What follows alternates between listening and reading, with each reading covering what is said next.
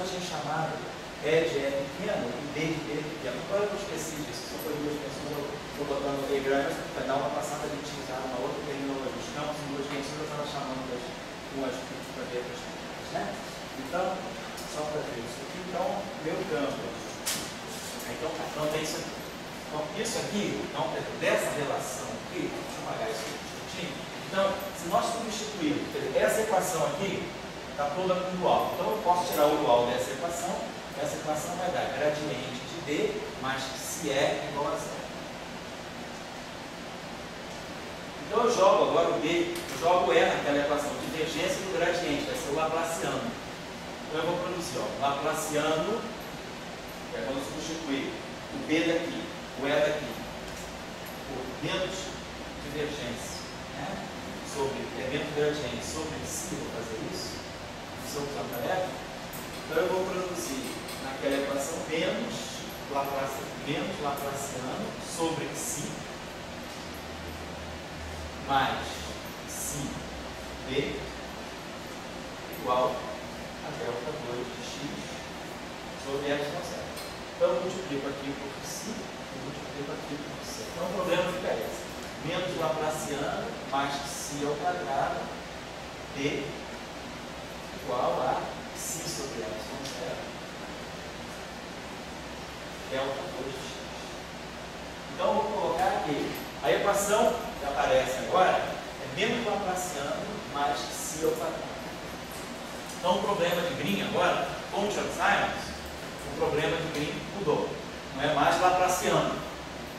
Então eu não tenho que resolver agora laplaciano de G, olha, eu tenho que resolver menos laplaciano mais si. Então a minha equação tem uma parte homogênea. Então, o problema aí também é resolver essa função de B. Sugestão, como vocês estão vendo, a gente tira o campo magnético. Aí quem sabe o B nessa equação aqui, tira o gradiente dessa equação que eu posso tirar isso aqui, porque quando ela tem a parte homogênea eu não posso tirar isso, eu tenho que tirar o dual de lá. Mas como ela é homogênea eu posso tirar o dual de lá. E a gente sabe que o dual é um sinal menos, então vai aparecer menos aqui, mas é igual a zero. Então basicamente, quem sabe o campo magnético, tira o campo elétrico. Então, eu tenho a carga na origem gera um escalar magnetostático, e aí do escalar magnetostático eu posso tirar, por essa equação, eu tiro o campo elétrico. Então, o meu problema é resolver isso aqui. Então, o problema que eu deixo para vocês como tarefa é resolver a função de Green desse operador. Depois, mais genericamente, com matemático, né? Seria isso aqui, pegar menos laplaciano mais si ao quadrado, atuando em certo G de x. Isso aqui vai ser delta de x. Esse é o meu problema. Esse é o meu problema de Green. Então, eu preciso resolver essa função de Green. Então, a mesma historinha. Vai para o espaço de Fourier, só que agora a transformada de Fourier de G não é mais 1 sobre K2. A transformada de Fourier do G vai ser, você vai produzir menos K2, então vai ser 1 sobre módulo de K ao quadrado mais 5 ao quadrado. Então o problema da função de Green, no caso de Chern-Simons, vai ficar objetivo dx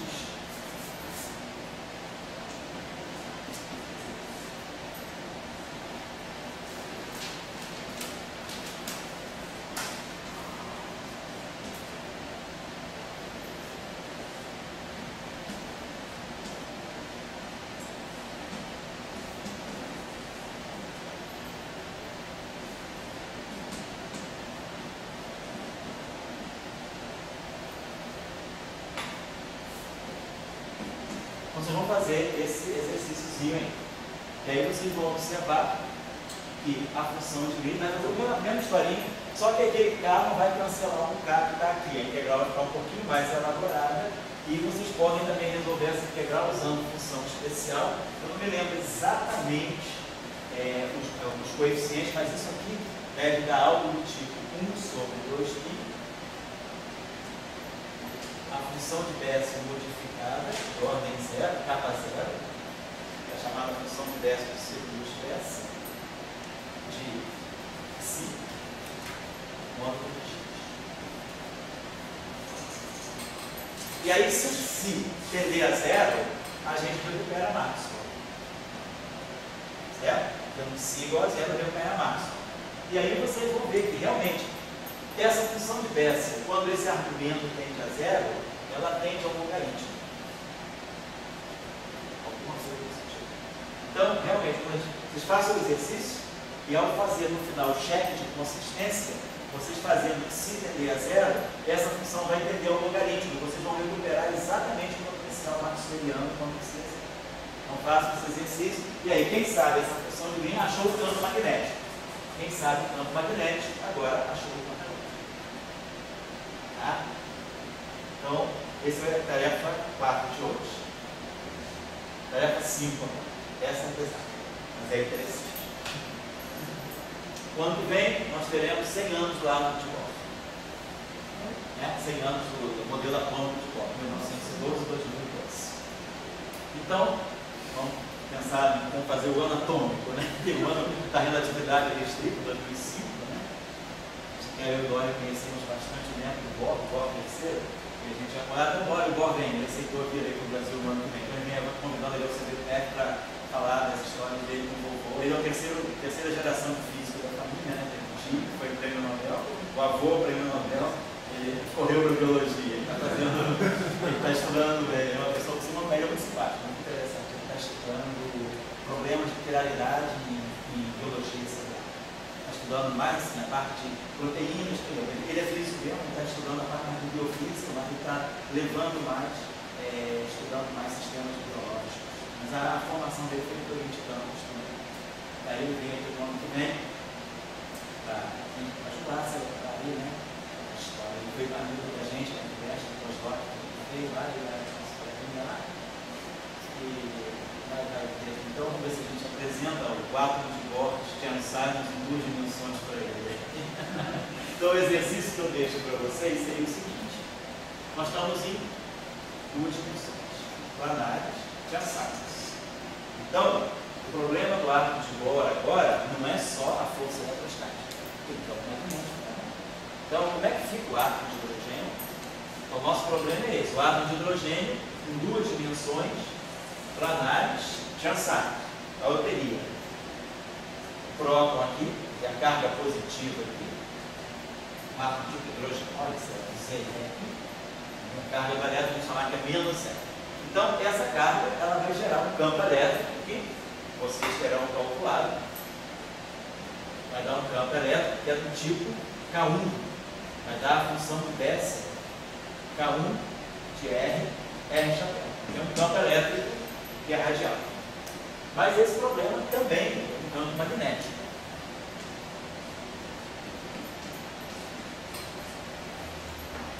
K0 CL.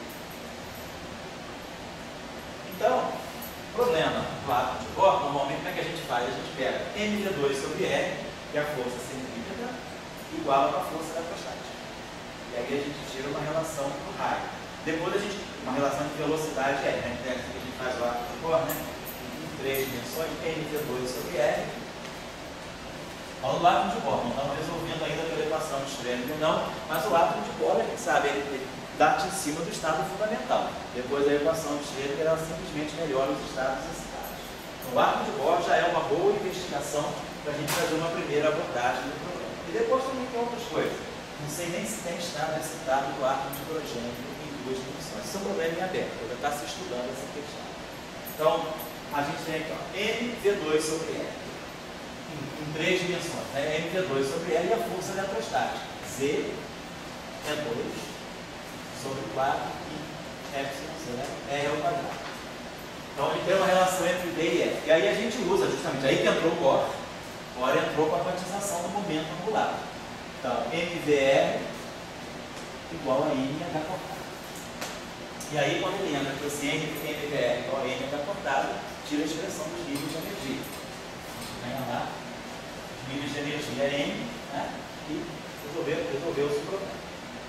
Sabe, então, que a energia total é a energia cinética mais a potencial, a nossa energia no meio de 32, menos Z é 2 sobre 4 e epsilon 0 é. E aí, eu aqui sei como essa relação entre R e D, eu expresso, né? Eu uso essa relação aqui para tirar uma relação entre R e D, eu expresso nos níveis de energia completamente em função do R. Então dá aqui menos 13,6, né? Sobre o estado fundamental da menos 13,6 eletrons. Então a gente resolve o problema dessa forma. Só tem força centrípeta, porque não tem campo magnético. Depois o campo magnético entra, vai sair como correção, por interação spin-órbita. Essa aí é uma correção muito pequena. O estado fundamental, onda S, basicamente, aí o modelo de Bohr resolve o problema da gente. Então, se eu estou em duas dimensões, o problema agora já está com 5. Eu tenho, sim, a força eletrostática. Nós estudamos na aula passada quem é a força de Coulomb em duas dimensões. A força elétrica, a força de natureza elétrica é o que é. E a força de natureza magnética é Q, C igual P. Então, eu entro aqui com a velocidade igual. Quer dizer, justamente a força magnética ela é ortogonal à velocidade, ela não é na direção da velocidade, ela não é uma força dissipativa. Então, nós, nesse caso, então, além da força centrípeta, nós temos uma espécie de uma força centrípeta também, que é a força magnética, né? Quer dizer, se a partícula está, se ela está nesse ponto aqui, né? A posição dela, o campo elétrico está apontando para cá.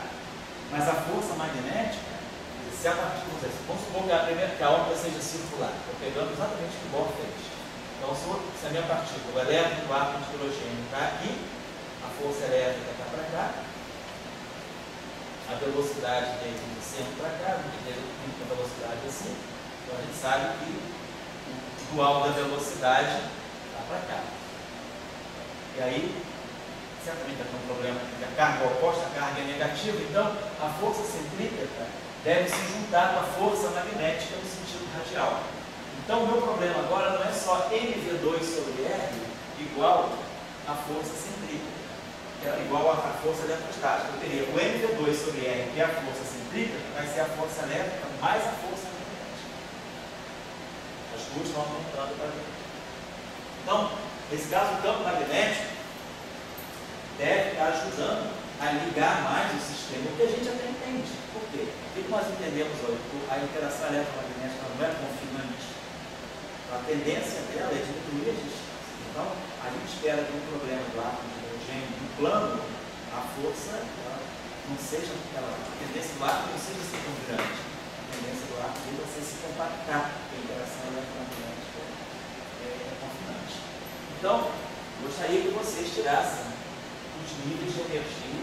Isso não está feito. Esse é o problema original. Quem quiser fazer, pode fazer. É um problema muito simples. Tá? Claro que isso aí sozinho não tem, mas isso aí é o início de um trabalho. A questão é como jogar isso, por exemplo, agora com a equação cheia. Tá? Por exemplo, será que tem onda L? Será que o átomo de hidrogênio em duas dimensões? Como é que é o nível de status desse? Tem uma série de discussões, mas o átomo de Bohr, o modelo atômico de Bohr, já dá para nós uma boa intuição de como eu posso ter a estrutura de ligação. Então, quem quiser fazer esses exercícios, em um exercício discretozinho para fazer, mas não é um exercício indeciso. Então, o cara pode fazer esse exercício usando esses conceitos aqui da aerodinâmica do aparato de Einstein.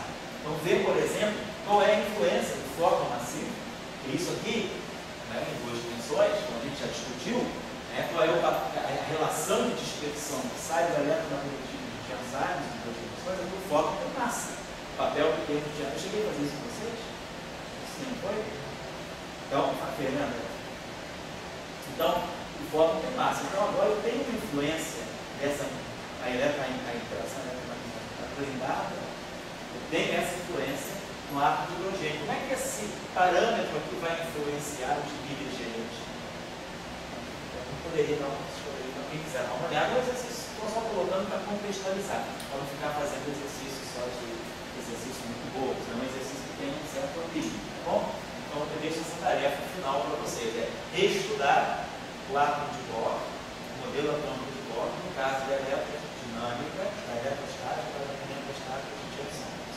Usando então uma carga na origem positiva, um átomo tipo hidrogenoide, e aí a gente sabe que a novidade é que a carga estática gera campo magnético. Isso é o legado de Janssen. Então, quem quiser estudar esse problema, está aberto para vocês. Beleza, então vamos dar um intervalo, são 6h20, então a gente vai no intervalo até 6h40.